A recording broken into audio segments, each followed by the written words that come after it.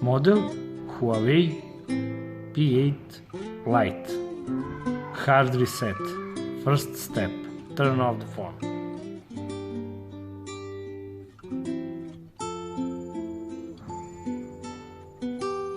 After turn off, wait few seconds. Next, press volume up and power button at the same time.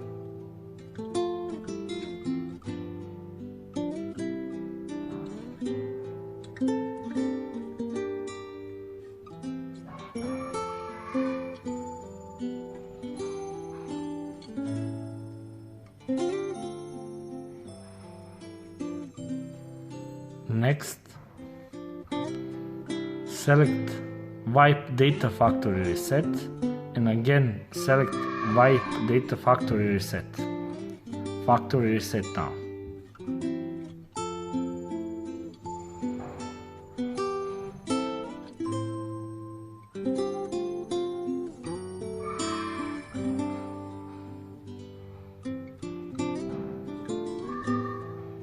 Next, reboot system now.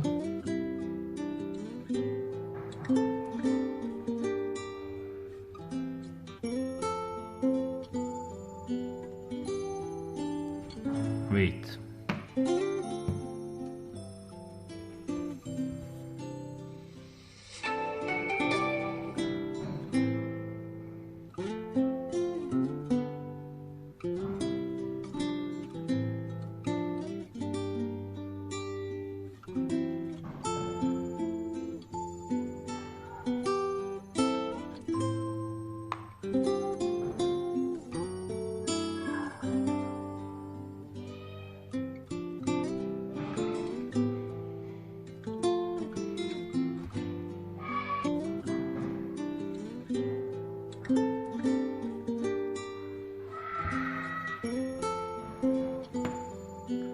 That's all.